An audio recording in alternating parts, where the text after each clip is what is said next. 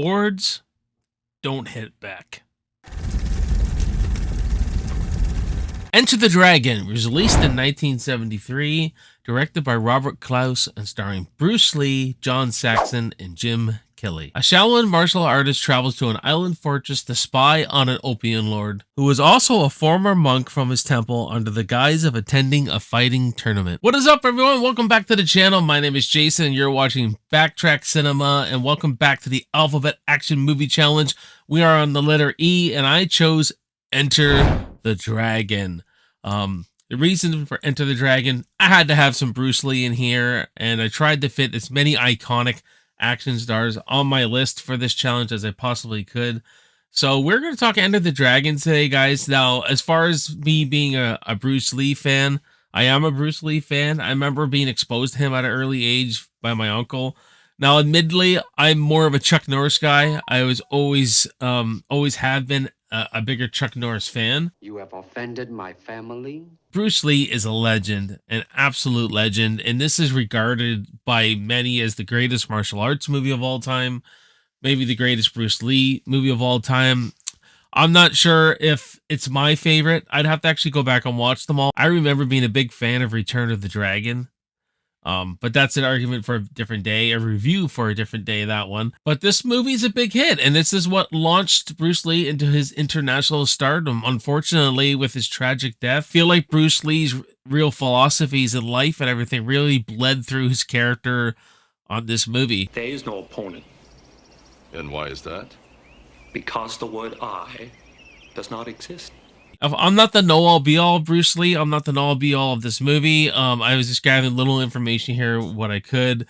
And so we're going to dissect this movie a bit, what I thought of it, and all that kind of stuff. Now, this movie is a slow burn, probably to today modern audiences. So you may find it kind of slow if you're new to this kind of genre, if you're new to this movie. I like to watch everything with a little context, and this is 1973, where movies didn't have the pacing that they do now. And it's got some great themes in this movie to follow. It's got themes of revenge and justice, doing what's right, doing what's wrong, feeling tempted. We find Bruce Lee who has to travel to this island to take down a former monk from his temple. On the outside, it's a fighting tournament and a martial arts school, but on the inside, it's a prostitution and drug ring. It brings these fighters in, gives them everything they want, all the pleasures of life, and tries to recruit them for his drug ring. Now, Bruce Lee is a great lead, but he also fits into kind of ensemble piece because we got two other main characters of John Saxon's character and Jim Kelly's character.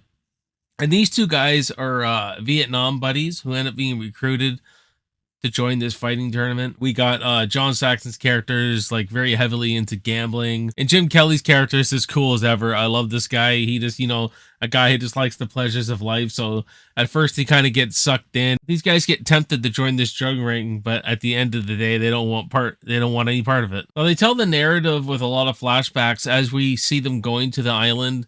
They flesh out the characters more. I think it's a good way to do it instead of just giving you this exposition.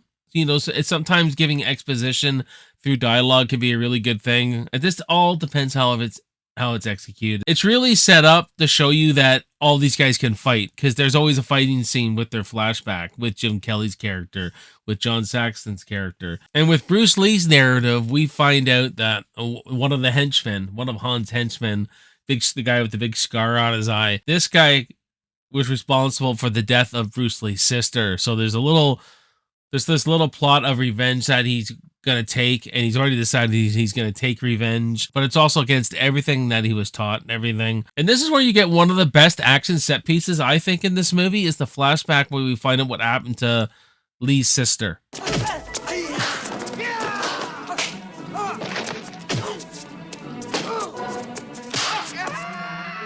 I think for its time, seeing a woman fight back like that was pretty progressive, actually. One thing that actually kind of stood out to me, she's taking guys out left, right, and center, and the camera does a nice bird's eye view of everything. So over the top of everything, where you can see the island, see where she's running and everything. And at the end of the day, she gets cornered, she gets trapped, and she ends up taking her own life. Because what this dude's gonna do to her, they're gonna get her hooked on drugs, make her into a prostitute, all that kind of stuff. That would be the worst thing for a character like this. So she takes her own life. So I like how they go to flashbacks, flesh out those characters, give us more character development of them. And what it does too, it really mixes the martial arts with the spy genre, because Bruce Lee's really acting like a spy. Like, it's almost James Bond-esque. Even the score has that very psychedelic 60s, almost feels like an old James Bond film, but stands on its own, obviously. And I'll get to other parts of the score later. What are we talking about here? Martial arts, right? We want to see Bruce Lee kick some ass.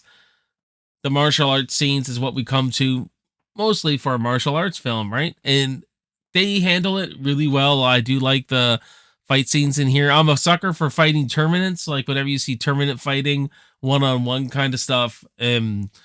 When we see Bruce Lee, I mean, he's just doing his thing. You see why he was such a great martial artist. I like the way they utilize him. You see him fighting, and then there's to add this real dramatic effect, they go in slow-mo.